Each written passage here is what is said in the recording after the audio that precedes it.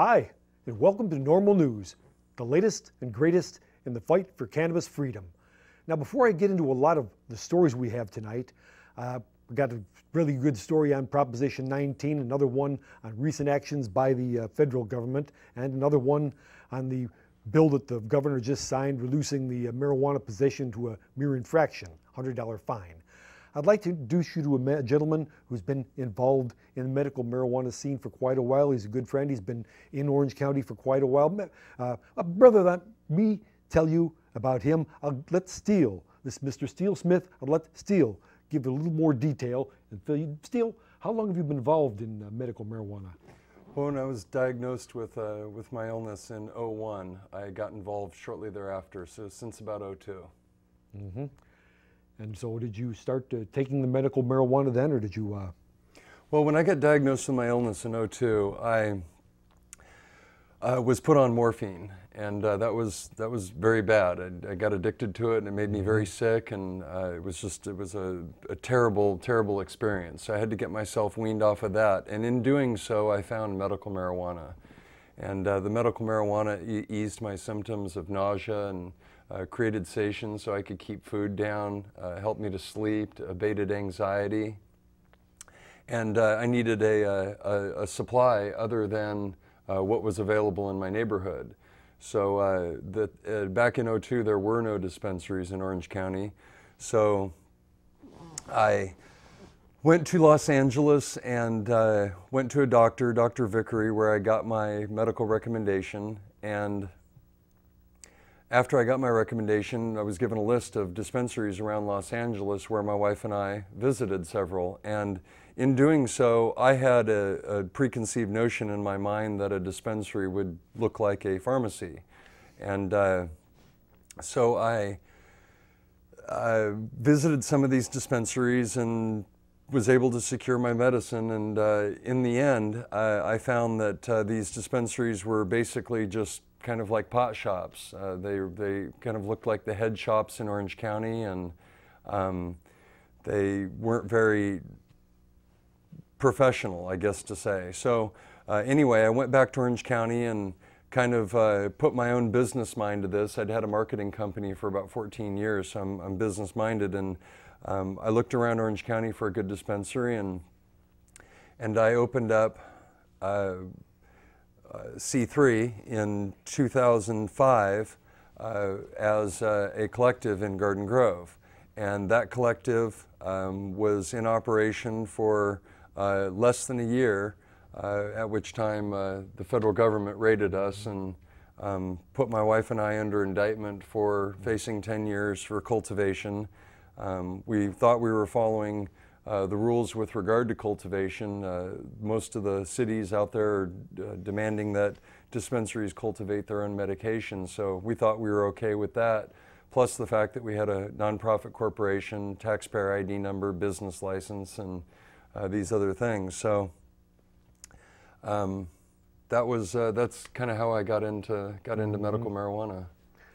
And so I understand that you have a case in court right now.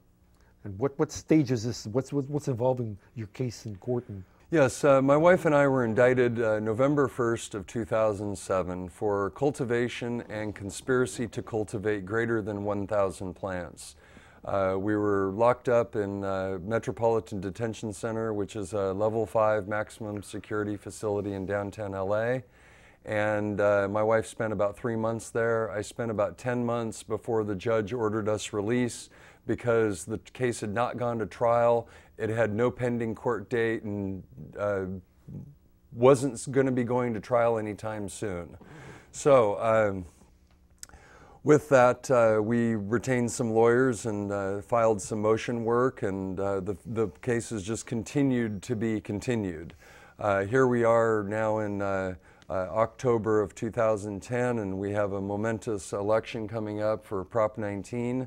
And I believe that the federal government is waiting for the people of the state of California to vote on Prop 19 either way.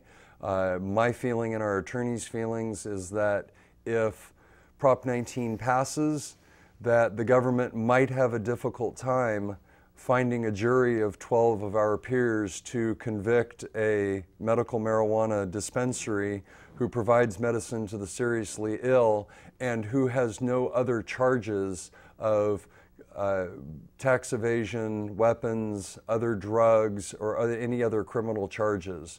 I believe that's what's unique about our case, is that it is it's a 2-count indictment for 1 charge, cultivation and conspiracy to cultivate. So that's actually a fairly clean case, and our judge, in his wisdom, has allowed us as defendants to, for the first time in U.S. history, to present a medical defense in federal court, something of which at this time is currently not allowed. So we have a judge who is a really good guy. He's good to us, he's good to the industry, and he's good to the cause, and I believe a good person that we want on the bench. So I appreciate anybody and everybody who's paying attention to this case, and please pay attention to our judge as well. Mm-hmm. So. And if you decide to show up when Steele's case is coming in, be sure to read one of these little green ribbons like this. This is something distributed by the Human Solution, and it's medical marijuana unanimity ribbon. Nice. A solidarity ribbon. Nice.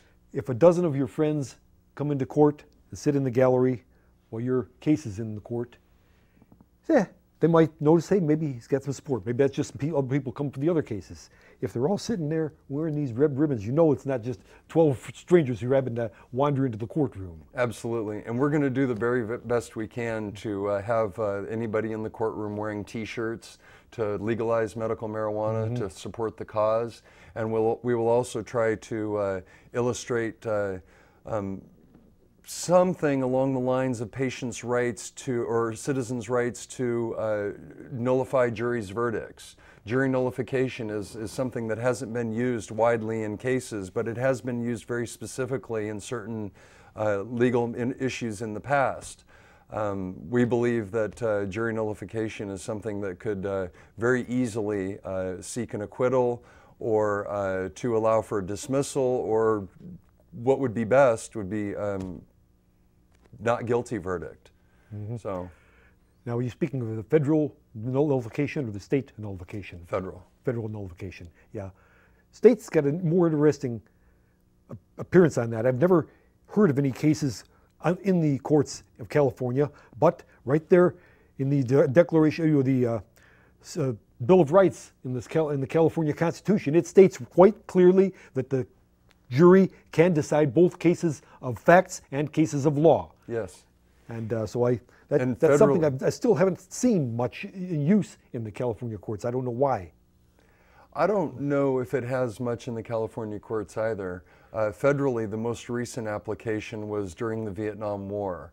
Conscientious objectors who were being charged for draft dodging were using jury nullification as not a defense, but as a strategy to avoid prosecution. So there is some recent case history as recently as the 60s and 70s on this, but not any since then that I'm aware of. And the original Prohibition, at the end of the Prohibition period, they didn't do so much in the cases because they couldn't find juries to convict the people. Absolutely, and that's my understanding, is that it was the conscientious objectors during the Vietnam War were using cases from alcohol prohibition along the same line. So this is something, marijuana legalization is a issue that I feel is very applicable to jury nullification, because if anyone, as a citizen of the United States, recognizes that jury nullification is a tool in their toolbox, so to speak, they have the ability to legally not find somebody guilty by rule of law, rather to find them not guilty as a matter of conscience. And that is the issue with regard to jury nullification, is it's a matter of conscience. So. Outstanding. Now, I noticed you're wearing this T-shirt with a GOOCA. What? This is a COCA. It's a Greater Orange County Collective Accreditation. Our website is a Greater Orange County Caregivers Alliance, but we do collective accreditation.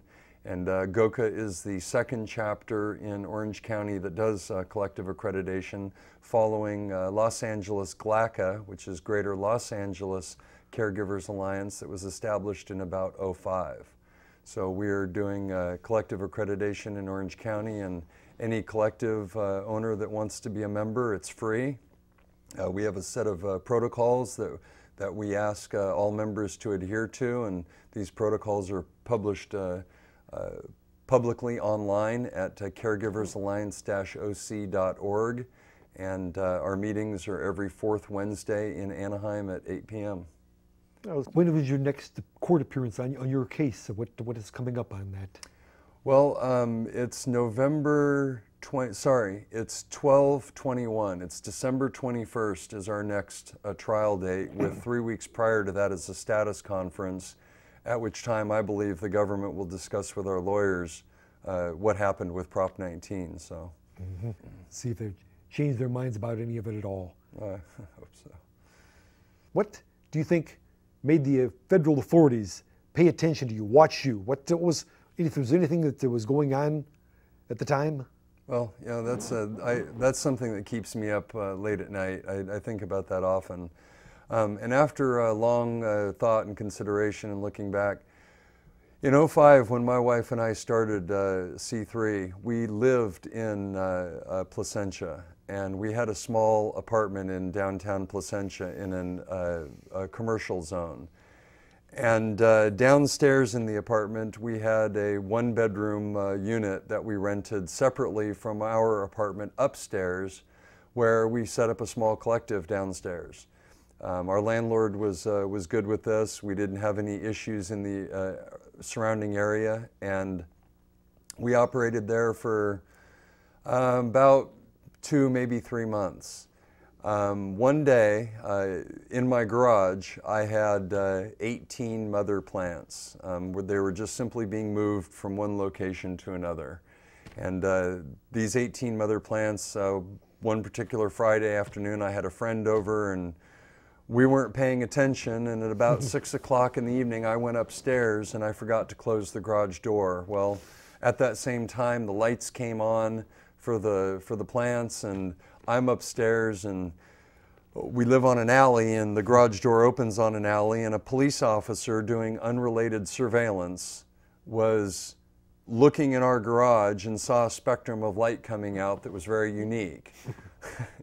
So yeah, so he got out of his car, poked his head under the rolling door, and saw some marijuana growing in there, and he got on the radio and called the other authorities, and they came in, and by now it's about 7:30 p.m. and I'm upstairs, and somebody knocks on my door, and I look through the window, and it's a gentleman in plain clothes with a shaved head, and he says, "Is that your Grand Cherokee parked in the alley?" And I said, "Yes." And he says, "Well, I just was pulling through the alley and I clipped your mirror and broke it." And I said, "I'm really sorry, but I want to exchange insurance information with you." So I said, "Okay." And I walked downstairs, and at the bottom of the stairs were 2 police officers, and they grabbed me and hooked me up, and I didn't fight them, and I realized that that's what they were here for, were the plants in the garage. And they started asking me about them, and I told them very quickly and promptly that I'm a caregiver and I have a collective, and these plants are part of that collective, and they're genetics, and